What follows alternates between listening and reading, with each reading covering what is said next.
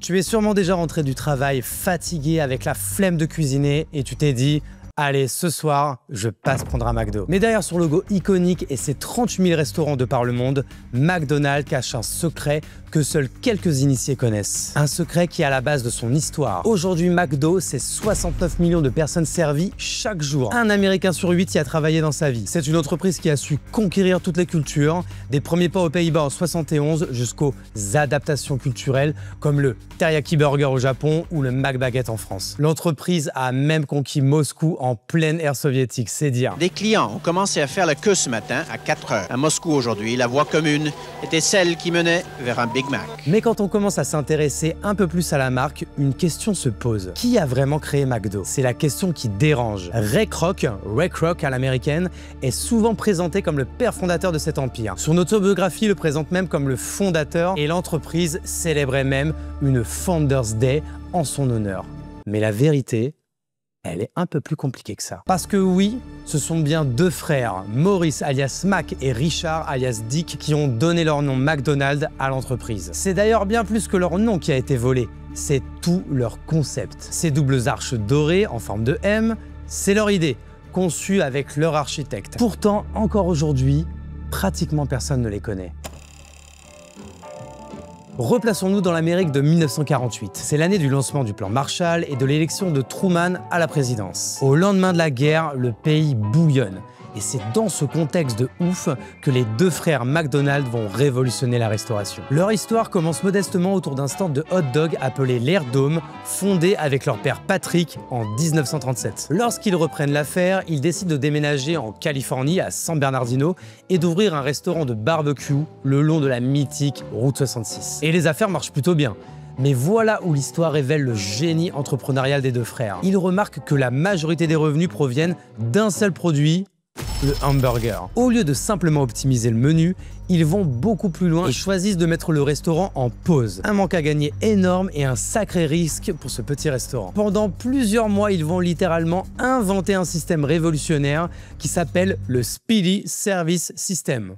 3S en gros. Un nom qui sonne comme une invention de science-fiction des années 40, mais qui est en réalité les prémices du fast-food que l'on connaît aujourd'hui. Leur véritable innovation, c'est l'optimisation de la cuisine. Inspirés par la ligne d'assemblage de Ford pour la production automobile, ils conçoivent une cuisine où chaque employé a une tâche précise et répétitive dans la préparation des hamburgers, fonctionnant comme une véritable chaîne de montage. Et le résultat est incroyable. Le temps de service passe de 20 minutes à 30 secondes pour faire un hamburger. Je ne sais pas si t'imagines, mais c'est 40 fois plus rapide qu'un resto classique de l'époque. Et en plus, ces optimisations permettent de réduire les coûts. Ils proposent donc des burgers à des prix défiant toute concurrence à seulement 10 ou 15 cents. Accessible à tous, c'est le début de la démocratisation de la restauration rapide. On est donc en décembre 1948 et ils rebaptisent leur restaurant McDonald's de leur nom de famille. Le menu ne comporte plus que 9 articles, des hamburgers, des cheeseburgers, des frites, du café, plusieurs boissons gazeuses et du lait. En se concentrant sur 20% des produits qui génèrent 80% du chiffre d'affaires, ils font le choix de rationaliser leur production. Mais le plus ironique dans cette histoire, c'est que ce système qui a inspiré toute une industrie pour les décennies à venir ne les a pas du tout rendus richissimes. Les frères McDonald n'ont jamais touché de royalties sur leur invention. Des chaînes comme Burger King ou Taco Bell se sont clairement inspirées directement d'eux. Même Wright Castle, pionnier de la standardisation du burger, a été influencé par leur approche. Et à ce moment-là, leur succès commence à faire parler d'eux. En 1953, les frères lancent une franchise de leur concept, mais très vite, ils font face à leur première énorme déception. Certains franchisés ne respectent pas leurs normes. Donc plutôt que de compromettre leur vision, leur image et leur marque, c'est quand même leur blase, ils préfèrent limiter l'expansion. Et c'est une décision qui va malheureusement leur jouer des tours. Car une personne va s'intéresser de près à leur business et réussir à les convaincre de voir plus grand. Cette personne, c'est Ray Kroc, un commercial pour Multimixer. C'est une boîte qui vend des machines à milkshake. Parce que oui, Ray va remarquer une demande bien curieuse dans son agenda. 8 de ces machines commandées pour un seul restaurant. Qui peut bien avoir besoin d'autant de multimixeurs? Parce que d'habitude, en vrai, Ray, il galère un peu à vendre ses machines. Donc un resto qui en commande 8 d'un coup, c'est trop pour lui. La curiosité est trop forte. Il veut creuser. Ray saute dans sa voiture direction San Bernardino en Californie et ce qu'il découvre là-bas ressemble à une vision du futur. Des files de clients qui avancent rapidement, des burgers qui sortent à la vitesse de l'éclair et une propreté impeccable. Il vient de découvrir l'efficacité folle du Speedy Service System. Il a des étoiles dans les yeux et pour lui, c'est une véritable mine d'or. Mais voici où l'histoire prend un tournant hyper intéressant. Les frères McDonald ont déjà commencé à franchiser leur concept. Et à ce moment-là, ils ont plusieurs restaurants déjà ouverts en Californie et en Arizona. Leur ambition, c'est de gagner $1 million et de profiter de la vie. Kroc, lui, il voit plus grand, beaucoup plus grand. Un McDonald's à chaque sortie d'autoroute.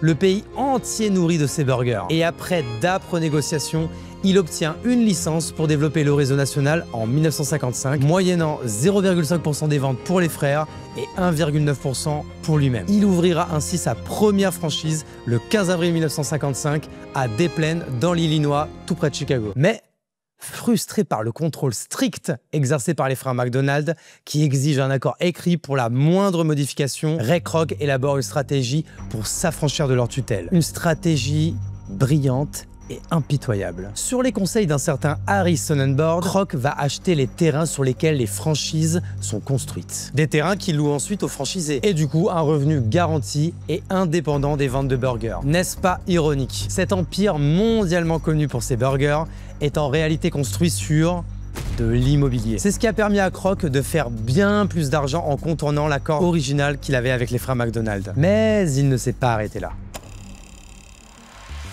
Entre les exigences des deux frères et l'ambition dévorante de Ray, le choc était inévitable. Ray Kroc rêve d'une expansion nationale, tandis que les frères McDonald préfèrent garder le contrôle. Et le contrat que Kroc a signé avec eux est comme une camisole de force pour un homme de son ambition. Sur chaque restaurant franchisé, il ne garde que 1,4% des revenus après avoir reversé la part aux frères McDonald. Donc fais le calcul, environ 3 500 $ par restaurant et par an. Bien loin de ce qu'il espère. Et puis il y a cette clause qui le rend fou. Tout changement doit être approuvé par les frères. Et pour couronner le tout, l'avocat des frères McDonald conseille à ses clients de refuser systématiquement tout ce que proposerait. Le visionnaire se sent pieds et mains liés. Mais la chance est en train de tourner. Les deux frères sont fatigués après ces nombreuses années d'acharnement. La santé de Mac décline tandis que Dick veut prendre sa retraite. Ray Kroc leur propose alors de racheter l'intégralité de leurs droits sur McDonald's. Le prix convenu est de 2,7 millions de dollars en espèces, ce qui leur laisse $1 million chacun après impôt. Nous sommes en 1961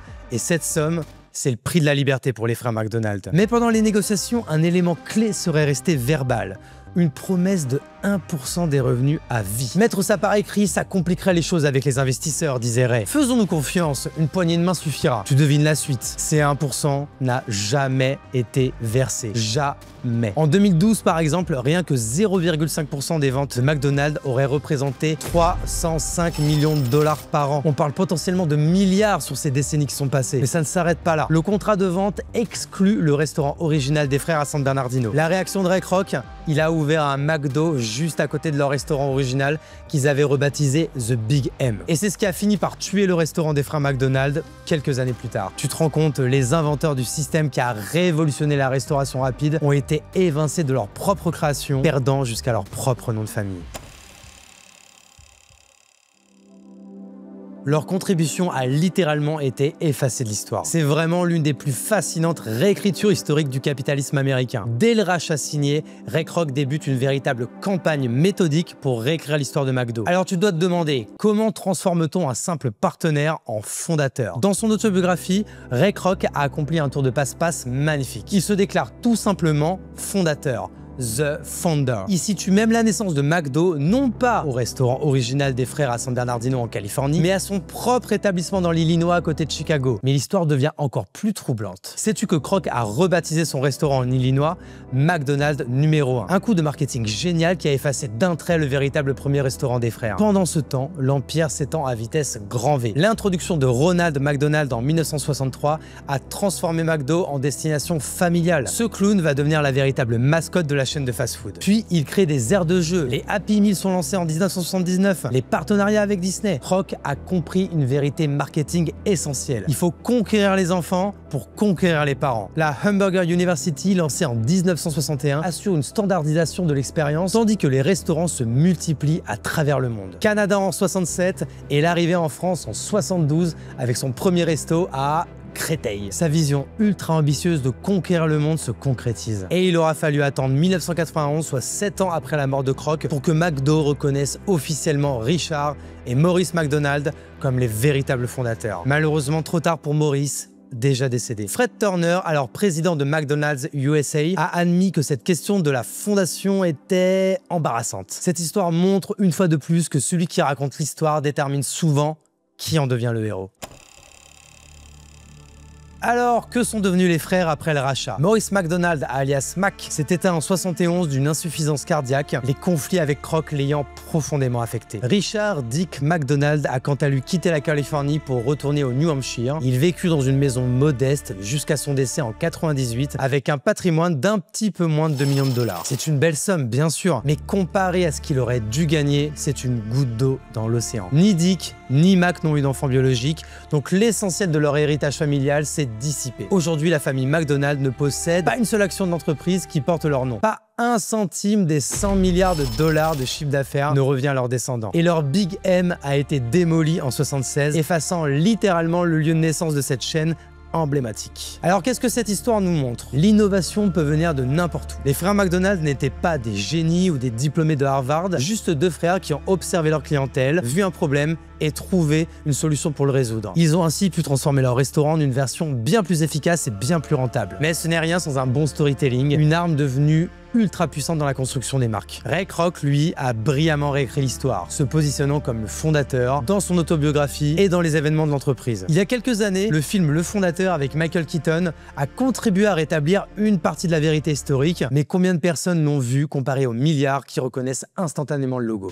Even you don't know what it is. Enlighten me. It's not just the system, Dick. It's the name. That glorious name, McDonald's. It could be anything you want it to be. It's limitless. It's wide open. It sounds like America. Si tu as aimé cette histoire de McDo, pense à t'abonner et à activer la cloche pour découvrir les prochaines histoires de business. Et bien évidemment, c'est le meilleur moyen de me soutenir. Ciao, à bientôt.